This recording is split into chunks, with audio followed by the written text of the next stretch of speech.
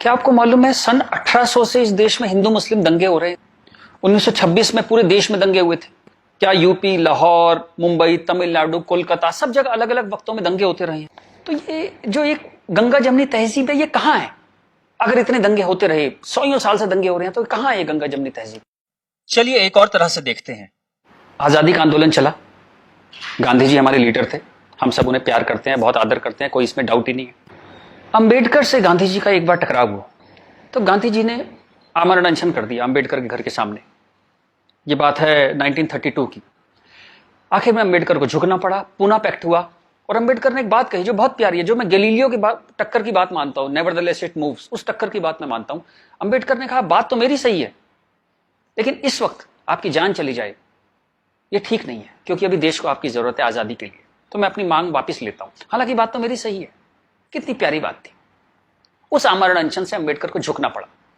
1939 कांग्रेस का अधिवेशन तिरुचुरी, सुभाष चंद्र बोस जीत गए थे कांग्रेस अध्यक्ष के लिए, सीतारामैया हार गए थे। लेकिन गांधी जी ने कहा कि नहीं, बोस नहीं बनेंगे वरना मैं छोड़ दूंगा कांग्रेस, ये वो बहुत कुछ टेंट्रम थ्रो किया।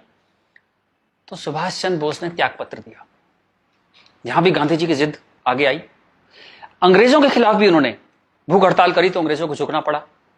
तो लोगों के दिल में ये सवाल है, मेरे दिल में सवाल था, जब मैं 7th 8th स्टैंडर्ड में था तो मैंने अपने टीचर से पूछा था, जब जिन्ना ने कहा कि इस देश का पार्टीशन होगा, बंटवारा होगा, तो गांधी जी ने उसके घर के सामने आमरण अनशन क्यों नहीं किया? इस सवाल का जवाब कौन देगा? मुझे आज तक इस सवाल का जवाब नहीं मिला। खैर उसके बाद जिन्ना अड़ गए तो पार्टीशन हुआ। 47 में पार्टीशन में करीबन 15-20 लाख डेड बॉडीज, जो हिटलर नहीं कर पाया, 15-20 लाख डेड बॉडीज हमने देखी। कुछ करोड़, 1-1.5 करोड़ लोग यहां से उजड़ के वहां गए, वहां से उजड़ के यहां आए। पूरी ह्यूमन हिस्ट्री में इससे ज्यादा डेंजरस, इससे ज्यादा खतरनाक चीज कुछ नहीं हुई। शायद वो रवांडा टूटसी में जो प्रॉब्लम हुई वही इसकी टक्कर की प्रॉब्लम हो गई। सैकड़ों सैकड़ों औरतों को नंगा करके सड़क पे चलाया जाता था, उसे पिंड यात्रा कहते थे। इतनी दर्दनाक चीज, बट ये हुआ क्यों? And who failed? किस वजह से इतना बड़ा पार्टीशन हुआ? सिर्फ एक वजह से कि मुस्लिम्स ने कहा हम आपके साथ नहीं रहेंगे। और आप बकवास आज भी करे जा रहे हो गंगा जमनी तहजीब की, कौमी यकजहती की। 20 लाख लाशें गिर गई, आप अभी भी सच का सामना नहीं करोगे? उसके बाद जो पार्टीशन से लोग आए, यहां बहुत सारे शहरों में रहे और अगले 20, 25, 30 साल बड़ी गरीबी में रहे। ना उनके पास पैसे थे, ना कैंप बोल दिया जाता था, वहां कैंप में रहते थे। बहुत तकलीफों से उन्होंने 20-30 साल बिताए। अब तो वो लोग नहीं है, गुजर गए, लेकिन उनकी वो दर्द की, वो जो रोंगटे खड़े कर देने वाली उनकी कहानियां थी, वो कहानियां जिंदा है। वो लोग जिंदा नहीं है, पर वो कहानियां जिंदा है। और याद रखिएगा, कहानियां अपने हीरो से, अपने कैरेक्टर से ज्यादा उम्र रखती हैं। जीसस चले गए, कहानियां हैं। राम चले गए, कृष्ण चले गए, उनकी कहानियां चलती हैं हजारों सालों से। तो वो लोग चले गए, पर वो कहानियां इस देश के सबकॉन्शियस में चली गई हैं। कलेक्टिव सबकॉन्शियस में वो कहानियां हैं। इसलिए जो आप हेट्रेड देखते हैं हिंदू मुस्लिम की, वो बड़ी एब्स्ट्रैक्ट सी हेट्रेड है। उसकी कोई शेप नहीं है, आप मालूम भी नहीं पड़ता किस वजह से या किस चीज के लिए, पर वो है। फिर आजादी हो गई, सरकार बन गई, कॉन्स्टिट्यूशन आ गया। उसके बाद फिर अजीब अजीब सी चीजें होने लगी इस देश में। शरिया की बातें होने लगी। 4 शादियां कर सकते हैं, हां कर सकते हैं। शाहबानो आती थी तो पूरा पार्लियामेंट उल्टा लटक जाता था सुप्रीम कोर्ट को दबाने के लिए। ये कुछ अजीब अजीब सी चीजें होने लगी इस देश में। तो कभी ये क्यों नहीं कहा गया कि हाँ हम शरिया पूरी तरह लागू करेंगे, हिंदू चोर जेल में जाएगा, मुसलमान चोर के हाथ काट दिए जाएंगे, क्योंकि शरिया में ऐसा कहा गया है। ये कभी कहा ही नहीं गया किसी प्लेटफॉर्म पर, लोगों के दिल में था। अब इस सवाल को दबाया कैसे गया? कांग्रेस के हाथ में ताकत आई। अब उसे इस बात से बचना था कि पार्टीशन हमारी वजह से हुआ, हम लोग फेल हो गए।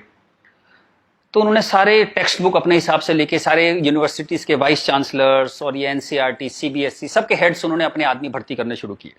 उन्हीं लोगों को पद्मश्री देना शुरू किया, उन्हीं लोगों को तमाम मनसब और तमाम तरह की, वही चीफ गेस्ट बनते थे जलसों में।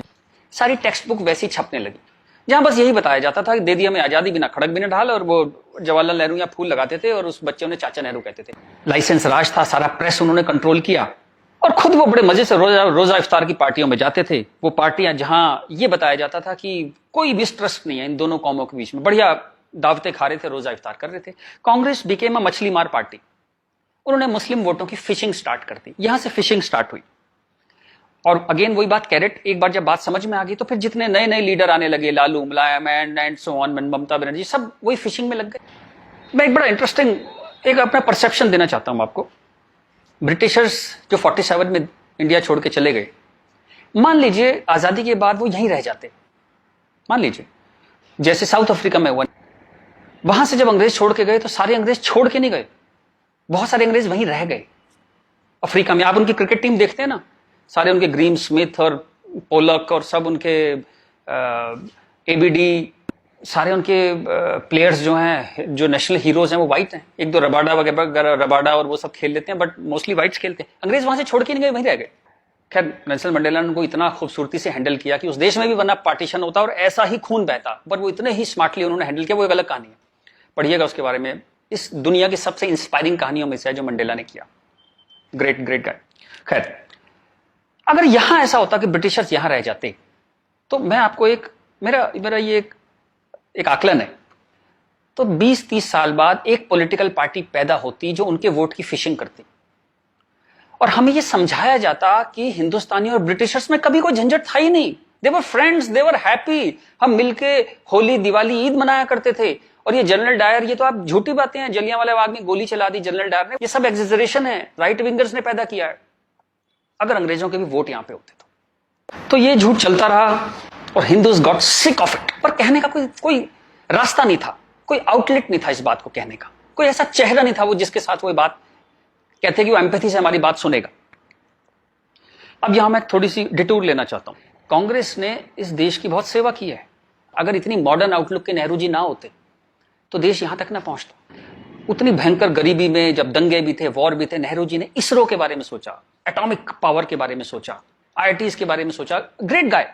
जो उनकी अच्छाइयां वो अच्छाइयां हैं, बट इसी के साथ जो गलतियां भी उन्होंने बहुत बड़ी करी। एक इतनी बड़ी चीज को, एलिफेंट इन द रूम जिसको बोलते हैं, डायनासोर आपके सामने खड़ा था, आप उसे एड्रेस, उसका सॉल्यूशन नहीं निकाल पाए। कम से कम हाँ तो कहते डायनासोर खड़ा है। और झूठ ऐसे ऐसे चलाए, जैसे कश्मीर के बारे में झूठ चलाया। 370 का तो कुछ हो नहीं सकता भाई। महाराजा हरि सिंह ने यही शर्त पे विलय किया था कश्मीर का, क्योंकि 370 उन्होंने तब किया, तो कुछ हो ही नहीं सकता इसका। अब पता लगा ये झूठ है, महाराजा हरि सिंह ने ऐसा कुछ साइन ही नहीं किया था।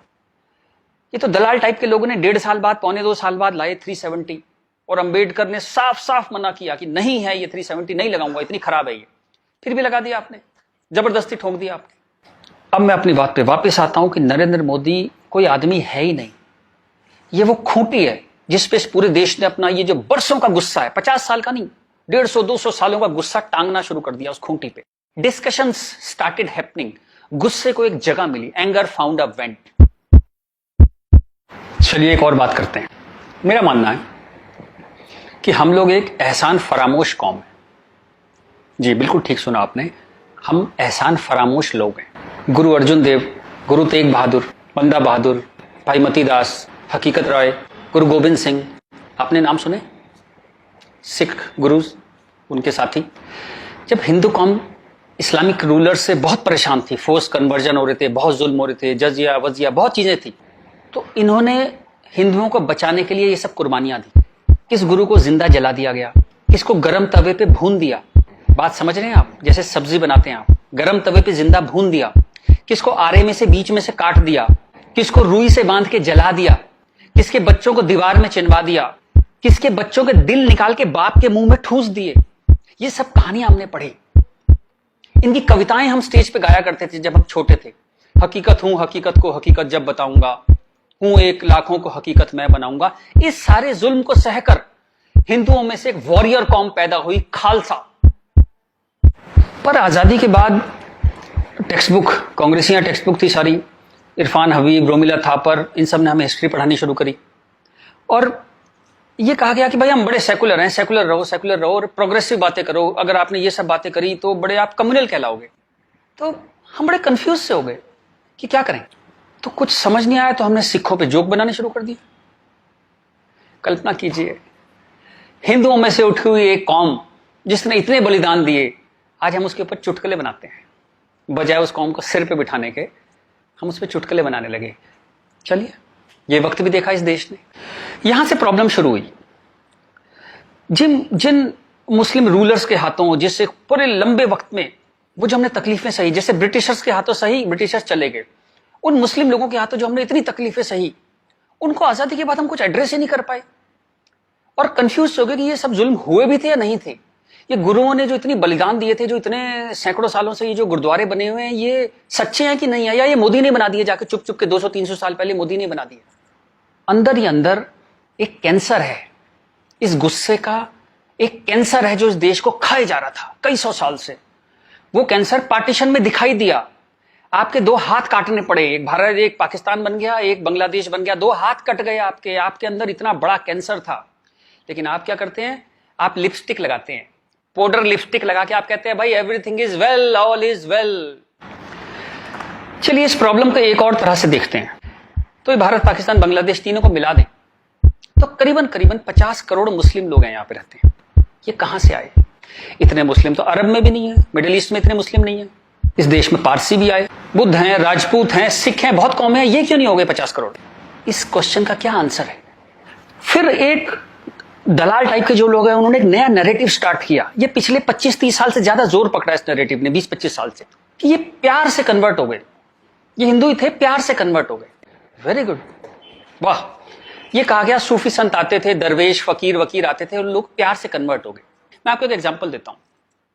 जैसे हमारा एक बहुत बड़ा देश था, ऐसे एक बहुत बड़ा देश था पर्शिया, वहां पारसी रहते थे और वो कलाओं में, ट्रेड में, एजुकेशन में बहुत ऊपर देश था, उसकी वो पूरी सिविलाइजेशन बहुत हाई पे थी। ये मिडिल एजेस की बात है, मुस्लिम्स का अटैक हुआ, करीबन 25-30 साल में एक भी पारसी जिंदा नहीं बचा, सारे देश छोड़ के भाग गए, मर गए, लूट हत्या बलात्कार, और 25-30 साल में एक नया इस्लामिक मुल्क बन गया। बाद में जिस मुल्क का नाम पड़ा ईरान। सारे पर्शियंस कहां गए? कुछ भाग के तो हिंदुस्तान भी आ गए थे। वो प्यार से कन्वर्ट हो गए।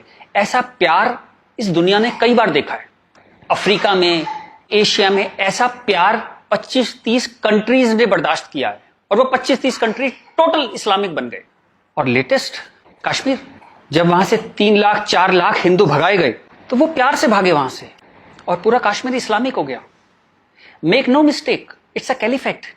जो बगदादी करता है खलीफा जो अपना साम्राज्य बनाता है जहां सिर्फ मुस्लिम होते हैं और अगर गैर मुस्लिम है तो उन्हें डिम्मी बन के रहना पड़ेगा, खत्म होकर रहना पड़ेगा, वो कैलिफेट है इस्लाम की। इस वक्त कश्मीर में, हिंदुस्तान में कैलिफेट है। 1921 में मालाबार में दंगा हुआ था, वहां भी कैलिफेट बनाने की कोशिश की गई थी। कुछ 50,000 या 1 लाख हिंदुओं को बाहर निकाल दिया था वहां से, फोर्स्ड कन्वर्जन किया था, तो तब नहीं बना पाए। लेकिन आज कश्मीर में कैलिफेट है, ध्यान रखिएगा। ये आपकी गुलदस्ता और कश्मीरियत, जमहूरियत, इंसानियत सबके बीच में एक कैलिफेट बन गई। लेकिन आप कहते हैं कुछ हुआ ही नहीं है। और जब ये 3-4 लाख हिंदू वहां से भगाए गए 1 महीने के अंदर, तब कॉन्स्टिट्यूशन सो रहा था, इंटेलेक्चुअल सेमिनार कर रहे थे, गंगा जमनी तहजीब पे सेमिनार कर रहे थे और इस तरह की तमाम रोजा इफ्तार की दावतें चल रही थी। Happy, everybody was happy. और जो पूरी तरह इस्लामिक नहीं बना, उसके टुकड़े हुए, जैसे हिंदुस्तान के टुकड़े हुए, सूडान के टुकड़े हुए, और आपकी और हमारी जिंदगी में, हमारे लाइफ टाइम में स्वीडन के टुकड़े होंगे। आज से 15-20 साल के अंदर स्वीडन टूट जाएगा। ये एक प्रोसेस है जो पूरी दुनिया में चल रहा है। आप या तो बहुत भोले हैं, देखते ही नहीं, या आप इतने मूर्ख हैं कि दुनिया में क्या हो रहा है आपने कभी देखा ही नहीं, या आप झूठे हैं, या आप दलाल हैं। अगर आप इस पूरे प्रोसेस को मना करते हैं कि नहीं ऐसा कुछ नहीं था, यहां तो बड़ी गंगा जमनी तहजीब थी, आप इन सब में से एक है, या हो सकता है सब कुछ हो। चलिए मैं आपके साथ एक एक्सरसाइज करता हूं।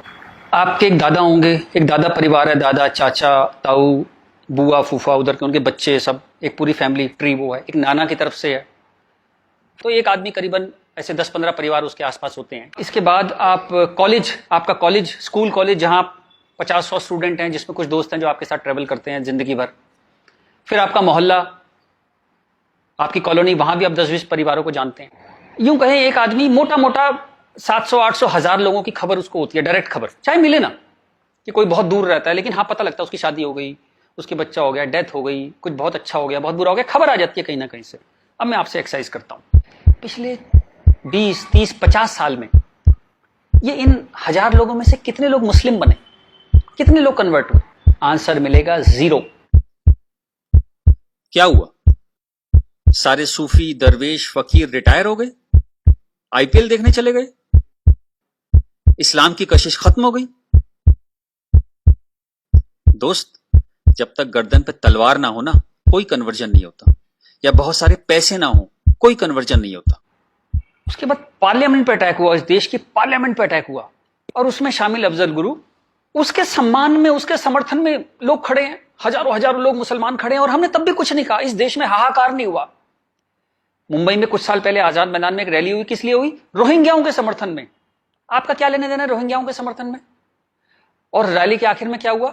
जो शहीदों के लिए स्मारक बना है, फौजियों के लिए, शहीदों के लिए जो स्मारक बना है, उसको जूते मार मार के तोड़ दिया। इतनी नफरत आपके मन में इस देश के लिए, और कोई कुछ कहता ही नहीं, कोई कुछ कह ही नहीं पा रहा था। ये चल रहा था इस देश में। तो ये जो एक हेट है, ये इन दोनों कौमों में रही, और वो एक हेट, वो एक नफरत जो थी, वो कभी, it never became a past history, distant history, कभी नहीं हुआ। वो रोज रहा। कभी वो अफजल गुरु के रूप में आ गई, कभी वो क्रिकेट मैच के रूप में आ गई, कभी कश्मीर, कभी आजाद मैदान, वो हमेशा कभी ना कभी उसके न्यू एडिशंस आते रहते थे। एक और एक्सरसाइज करते हैं। आप मोटरसाइकिल चलाते हैं, कार चलाते हैं, साइकिल, स्कूटर कुछ चलाते होंगे। जब भी आप सड़क में जाते हैं तो थोड़ा संभल के चलते हैं। लेकिन आपके शहर के जो मुस्लिम एरिया है, जब उसमें आप जाते हैं तो कुछ एक्स्ट्रा संभल के चलते हैं कि नहीं? एक्स्ट्रा संभल के, कि अगर यहां लग गई तो एक्स्ट्रा पिटाई होगी। वो जो फियर है आपके अंदर, वो जो डर है, वो कमाल की चीज है, जिसको देश कहता है नहीं, एक सिस्टम कहता है नहीं, लेकिन आपके अंदर है, करोड़ों लोगों के अंदर है, 100 करोड़ लोगों के अंदर है वो डर। और एक आखिरी एक्सरसाइज, जब भी आपको कोई ज्ञान बांटता हुआ आदमी मिले, सेकुलर मिले, इंटेलेक्चुअल मिले, गंगा जमनी तहजीब वाला आदमी मिले, सब बराबर हैं, सब धर्म है, तो उसको कहिएगा चलिए एक पेज पे लिखते हैं, गीता, बाइबल, कुरान सब एक जैसे हैं, जीसस, राम, कृष्ण, पैगंबर मोहम्मद सब एक जैसे हैं, ना कोई छोटा ना कोई बड़ा, सब प्यारे इंसान है, सब बढ़िया हैं, सब बराबर हैं। एक पेज पे लिख के उसे बोली जरा 2-4 मुस्लिम से साइन करा के ला। ऐसी ची की आवाज आएगी उस इंटेलेक्चुअल की, आपके पास जिंदगी में दोबारा नहीं आएगा। वो एक मुसलमान के साइन नहीं करा सकता इस बात पे। ये सारा ड्रामा हमारे लिए है। ये तो जहां से मैंने बात शुरू करी थी कि ये जो गुस्सा है, ये कई 100 साल का गुस्सा है, जिसको वेंट नहीं मिला, कभी निकलने की जगह नहीं मिली। और ये जो बार बार दंगे होते हैं ना, ये उसकी EMI है। And coming back to the point, Modi कोई आदमी है ही नहीं। मोदी वो मौका है, और वो गारंटी है कि इस बार जब शाहबानो पार्लियामेंट में आएगी, कि हलाला हो गया, कि 4 विवाह हो गया, कुछ हो गया, इस बार पार्लियामेंट ब्लैकमेल नहीं होगी। वो एक शख्स नहीं है, वो एक इमोशनल बाम है, एक इमोशनल मलहम है, जिसकी इस देश को कई 100 साल से जरूरत थी। और अगर आप सोचते हैं कि एक आदमी क्या कर सकता है, तो दोस्त, कैसे आकाश में सुराख नहीं हो सकता, एक पत्थर तो तबीयत से उछालो यारो।